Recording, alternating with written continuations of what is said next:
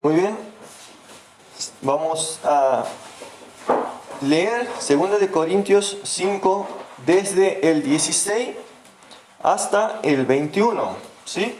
Lo leo y dice así: de manera que nosotros de aquí en adelante a nadie conocemos según la carne, y aún así a Cristo conocimos según la carne, ya no lo conocemos así. De modo que si alguno está en Cristo, nueva criatura es. Las cosas viejas pasaron, he aquí todas son hechas nuevas. Y todo esto proviene de Dios, quien nos reconcilió consigo mismo por Cristo, y nos dio el ministerio de la reconciliación. Que Dios estaba en Cristo reconciliando consigo al mundo, no tomándoles en cuenta a los hombres sus pecados, y nos encargó a nosotros la palabra de reconciliación. Así que somos embajadores en nombre de Cristo, como si Dios rogase por medio de nosotros. Os rogamos en nombre de Cristo, reconciliaos con Dios. Al que no conoció pecado, por nosotros lo hizo pecado, para que nosotros fuésemos hechos justicia de Dios en él.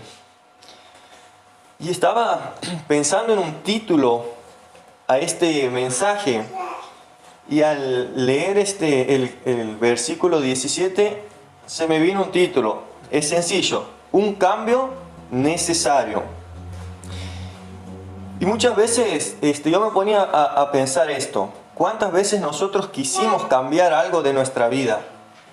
Quizás el lugar donde estamos, la forma en la que vivimos, cualquier cosa. Me acuerdo que yo quería cambiar, me acuerdo que me quería ir del lugar de donde vivía, creyendo que de esa manera iba a mejorar algo quizás.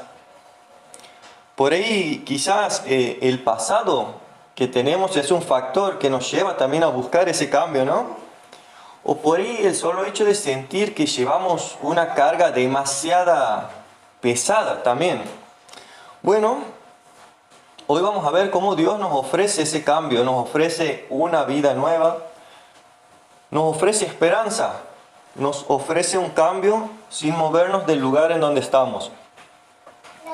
Y vamos a ir viendo esta porción bíblica. Y vamos a ver cómo en el versículo 16 el Señor nos dice: nosotros debemos mirar a todos como Cristo miró a las personas. ¿Y cómo es esa mirada? Yo busqué uno de los versículos que aparece aquí en el libro de Mateos 9:36, y dice: y al ver Jesús a las multitudes, tuvo compasión de ellas, porque estaban desamparadas y dispersas como ovejas que no tienen pastor. ¿Y cuántas veces nosotros no tenemos esa mirada al prójimo?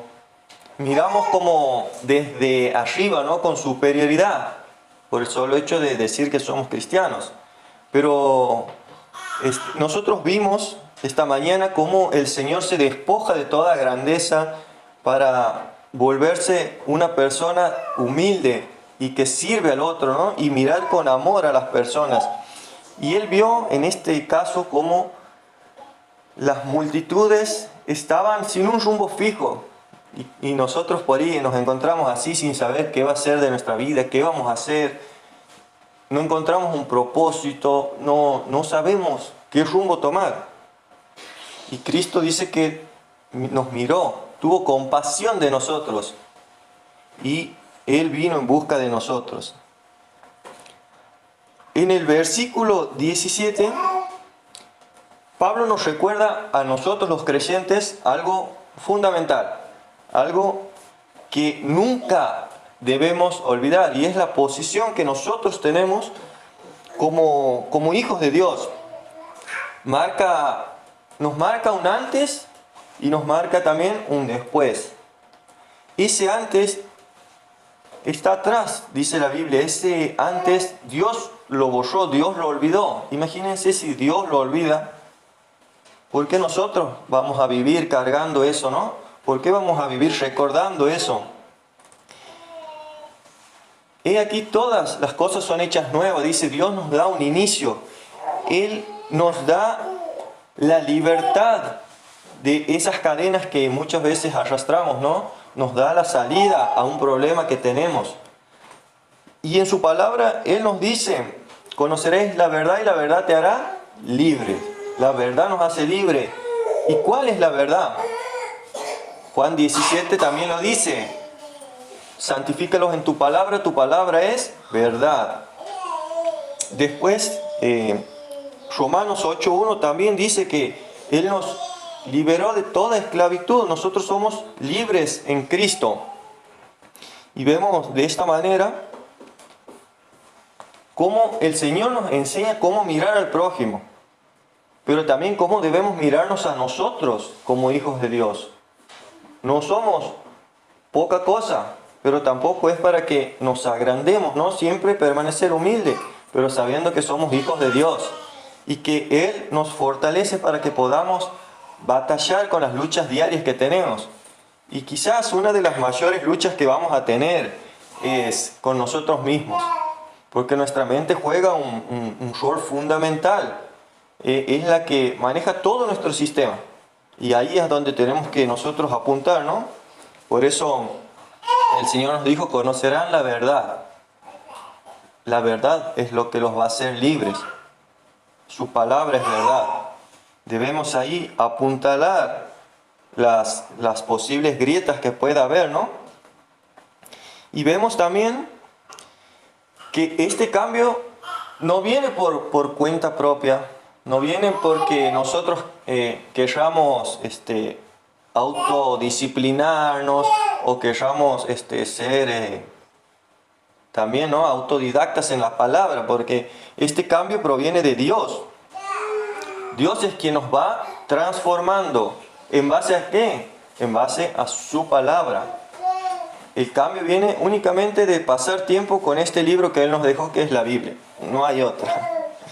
Después, Él nos mandó a compartir este mensaje de esperanza. Y es muy lindo compartir el Evangelio de Salvación, mostrar a las personas que hay una esperanza, hay un propósito, la vida tiene sentido, pero con Dios. Y me acuerdo una vez leí el libro de Marcos y un versículo me impactó de gran manera. Porque muchas veces nosotros queremos compartir de Dios y no sabemos cómo. Y lo hacemos siempre el famoso a mi manera, ¿no? Pero es un poco necio el pensar que a mi manera se hacen las cosas. Debemos muchas veces, y lo que más nos cuesta, ¿no?, es agachar la cabeza y hacer las cosas a la manera de Dios, porque a Él le gusta que hagamos las cosas a su manera. Él nos dejó este manual aquí, y si ustedes ven Marcos 3:14, van a ver cuando el Señor Jesús dice, estableció a 12 discípulos. ¿Para qué? Para que estuviesen con Él, y luego enviarlos a predicar. Fíjense bien lo que dice, para que estuviesen con Él. Es muy importante que nosotros podamos pasar tiempo con Jesús, conocer lo que Él dijo, cómo Él era, cómo trataba a las personas, a todos, ¿no? Porque había personas buenas, personas malas, personas ricas, personas pobres, y Él nos mostró cómo debemos nosotros proceder. Pero un factor fundamental es estar con Él, pasar tiempo con Él. Estableció 12 para que estuviesen con Él. Primero, conocer a Cristo, estar con Él, pasar tiempo. Y después, dice, los envió a predicar. Después, vamos a ver cómo Él nos da la identidad como cristianos. Dice que nosotros somos embajadores. Nosotros representamos a Dios aquí en la tierra. El embajador, para los que quizá muchos no identifican la palabra, son aquellas personas de otros países que representan, por ejemplo, en Estados Unidos hay un argentino que representa a toda la nación. Es en el consulado, ¿no? Y ese pedazo de tierra en donde están las oficinas, que está en Estados Unidos, supongamos, ¿no?, teniendo de ejemplo, ese pedazo de tierra es territorio argentino. por el solo hecho de que un argentino está ahí representándonos. Increíble, ¿no? Uno cuando se pone a investigar todo esto dice, wow, pero ¿cómo? En Estados Unidos, bueno, nosotros aquí en la tierra, hoy aquí, este pedazo de terreno, este local en el que estamos, nosotros somos representantes de Dios y este pedazo de tierra representa a la patria celestial. Y debemos nosotros reflejar eso. El hecho de cómo nosotros nos comportamos, lo que hablamos, lo que pensamos, es un indicio de a quién representamos. Qué música escuchamos, qué amigos tenemos, es un indicio de con quién nosotros, a quién representamos, ¿no? Y me acuerdo la primera vez que se menciona la palabra cristianos en la Biblia. Y dice que es en el libro de Hechos 11:26. Cuando los apóstoles y discípulos estaban en Antioquía, dice que permanecieron ahí. Y dice que las personas los llamaron por primera vez cristianos. ¿Pero por qué? Porque hacían exactamente lo mismo que hacía Cristo. Fíjense lo importante de esta palabra, ¿no? Los cristianos son aquellos que imitan a Cristo. Y hay que tener cuidado siempre cuando llamamos a otro cristiano, ¿no? Porque cristiano es aquel que representa a Cristo, no el que pertenece a una iglesia, sino el que imita a Cristo, el que intenta agradarle. Y por eso es que nosotros debemos ser buenos embajadores, ser buenos representantes de su palabra, ¿no? Después, en el versículo 21, vemos cómo Él nos muestra un inmenso amor. Un amor tan grande que hasta es difícil de dimensionar, ¿no? Es difícil de entender cómo es que un Dios así pudo fijarse en mí y no solo eso, sino también buscar salvarme, dando lo mejor que tenía, dando a su Hijo amado. Dice, el justo por mí, un injusto, se dio a sí mismo. Y vemos que el amor de Dios, Él lo demostró de esa manera, ¿no? En salvarnos. Y si leemos Romanos 5, 1 y 2, dice así, justificados pues por la fe, tenemos paz para con Dios por medio de nuestro Señor Jesucristo, por quien también tenemos entrada por la fe a esta gracia, en la cual estamos firmes y nos gloriamos en la esperanza de la gloria de Dios. Justificados pues por la fe. Fe es lo único que necesitamos. Lo que a Cristo, a Dios le costó su Hijo Cristo, y lo que a Cristo le costó su vida, hoy nosotros y todas las personas lo tienen totalmente gratis. ¿Quién diría, no? Tener tremendo regalo, y muchas veces nosotros pensamos que debemos hacer algo. Venir a la iglesia, por ejemplo, o bautizarnos, o leer la Biblia, o hacer algo. No, Dios no te pide absolutamente nada. Y es por eso que se llama gracia. Es por eso que es un regalo. Siempre aclarando, ¿no? Para la salvación.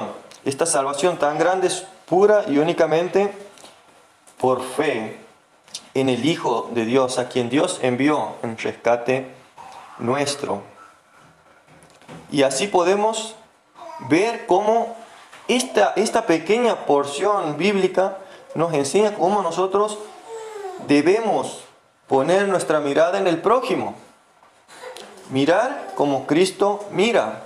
Ser humildes. Aprender también a servirles.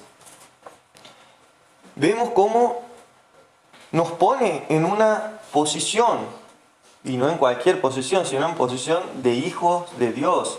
Nos marca ese momento en el que nosotros reconocimos al Señor Jesús como Salvador. Y de ahí empezó una historia nueva, una vida nueva. Después, Él nos manda a compartir esta noticia. Pero antes debemos conocerlo a Él, aprender de Él, pasar comunión con Él, crecer espiritualmente. y de esa manera compartir este mensaje, ¿no? También nos marca la identidad como cristianos y cómo debemos nosotros representar su nombre aquí en donde estamos. Hoy aquí en Turbio, mañana sea en el lugar que sea que estemos, debemos también representarlo. Donde nadie nos conozca, igual hay que representarlos, marcar la diferencia. Recuerden Daniel, cuando lo llevaron a cautivo a un lugar, y él podría haber dicho, no pasa nada, bueno, si esa es su tradición, me apego a su tradición, pero él dijo, no, él decidió marcar la diferencia y no contaminarse con lo que Nabucodonosor imponía en ese entonces, ¿no? Y él marcó la diferencia estando en un lugar extranjero. Y después, esto es algo que siempre debemos recordar, su gran amor, ese amor inigualable que Él nos da día tras día, su gracia no se agota, su gracia no tiene fin y cada mañana se renueva. Y dice un versículo en el libro de Timoteo, dice, aun si nosotros fuéramos infieles, Él permanece fiel. Y miren esto qué importante que es, porque nos está diciendo que nosotros vamos a fallar en un momento, y es así porque fallamos, somos personas, tenemos errores, tenemos altos y bajos, tenemos tropiezos, pero aún así Dios es fiel a su promesa, a su palabra, y debemos refugiarnos bajo eso. Y para eso también debemos conocerlo a Dios, ¿no? Para saber cuáles son sus promesas. ¿A dónde puedo acudir en momentos de debilidad? En momentos en el que me viene un bajón tremendo. Bueno, a ver, ¿qué promesa aplico? Y te das cuenta que no tienes ninguna promesa en tu mente. ¡Qué peligro!, ¿no? Por eso es importante el conocer a Dios, el memorizar su palabra, el conocer sus promesas. Y la clave para mí de este mensaje, más allá de la identidad como cristianos, de ser embajadores o de cómo mirar al otro, para mí la clave está en el versículo 21, que habla de estar en Cristo. ¿Y qué es estar en Cristo? Bueno, les voy a decir primero qué no es estar en Cristo. Estar en Cristo no es estar en la iglesia, por ejemplo. Estar en Cristo no es cargar una Biblia bajo del brazo a todos lados. Estar en Cristo no es cantar canciones cristianas. Estar en Cristo es tener el perdón de los pecados, de todos los pecados, porque Cristo vino y cargó con el pecado, con todos los pecados, de ayer, de hoy y también de mañana, todos. No hay uno que Él no perdone. Estar en Cristo es tener la salvación de Dios. Es saber que por Él somos salvos. Como dice Efesios 2:8, por gracia sois salvos, por medio de la fe. Estar en Cristo es tener el Espíritu Santo. Es la garantía, es la promesa que Él nos da a nosotros de que somos propiedad suya, somos propiedad de Dios. Es la garantía que Él nos dio de que somos hijos suyos. Estar en Cristo es nacer de nuevo. Si alguno no experimentó ese nuevo nacimiento, hay que hacer examinarse, ¿no? Autoexaminarse y considerar estos cuatro puntos. Es nacer de nuevo, como dice en Juan 1:14, ahí Juan escribe que hay que nacer espiritualmente. Lo que es engendrado de la carne, para la carne, pero lo que es engendrado del Espíritu es para el Espíritu. Y vemos cómo el Señor Jesús también confrontó a Nicodemo un poquito más adelante en Juan 3 y le dijo, hay que nacer de nuevo. ¿Quieres ir al reino de Dios? Hay que nacer de nuevo. Y este nacimiento espiritual es el que ocurre cuando nosotros nos ponemos de acuerdo con Dios. ¿En qué? En que sí soy pecador. en que sí, no puedo hacer absolutamente nada para salvarme, y en que sí, necesito un Salvador, aquel que vino a buscar y a salvar lo que se había perdido. Es reconocer que le creemos en que Él envió a su Hijo en rescate por mí y por vos. Eso es ponerse de acuerdo con Dios y decir, agachar la cabeza, decir, necesito un Salvador. Bueno, Dios te ama, eso no lo dudes, pero ahora debes saber cómo Dios demuestra su amor para con cada uno de nosotros. Hoy con vos. Y Él nos demuestra de una sola forma, en que no quiere que nos vayamos al infierno, no quiere que te vayas al infierno. Y es por eso que Él ha provisto un regalo para eso, ¿no? Un regalo para poder tener todo esto que hoy vimos. Ser un embajador de Dios, tener la identidad de cristiano, y así poder también mirar como Cristo miró a las personas. Y también poder experimentar ese amor que es inigualable, del que nosotros aprendemos día a día, ¿no? Ahora, si no has experimentado esto, sería bueno que lo reconsideres. Nunca está mal hacer un autoanálisis, ¿no? Una introspección de cómo estamos con Dios, cómo estamos. Y sin duda que si no has experimentado esto, o si tienes alguna duda, sería bueno siempre, ¿no? El apóstol Pablo dijo, examinen su fe. O sea, no está mal si alguien te dice, che, ¿cómo estás vos? ¿Cómo está tu relación con Dios? Es bueno eso, porque eso habla de que la persona te ama en Cristo. Eso es un amor fraternal también, ¿no? El poder ayudarnos los unos a los otros, autoexaminarnos, poder así crecer, ¿no? En la gracia del Señor. Así que mis hermanos, terminamos con una pequeña oración. Así podamos recordar también esto, ¿no? Y poder, si alguno no tiene esto de estar en Cristo, puede tomar la decisión ahora. Es una decisión personal, una decisión del corazón. Siempre nosotros recordamos que la oración no es lo que salva, venir a la iglesia no es lo que salva, cantar o leer la Biblia no es lo que salva, porque son obras. La fe puesta en el lugar correcto es lo que salva. Y si tienen alguna duda, lo mejor, lo correcto sería quitar todas las dudas, ¿no? Y aquí hay muchas personas que pueden ayudarnos. Así que terminamos con una oración, ¿sí? Bendito Dios y Padre, te damos muchas gracias porque tú nos enseñas en esta porción bíblica que no hay carga que tú no puedas quitar de nuestra vida, Señor. Tú nos muestras y nos ofreces una vida nueva, una vida eterna, dejando atrás el pasado, Señor, para poder vivir guiados por tu palabra.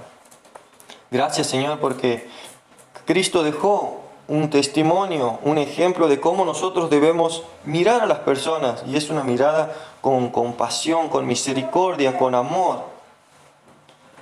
También tu palabra nos recuerda la posición que tenemos como hijos tuyos.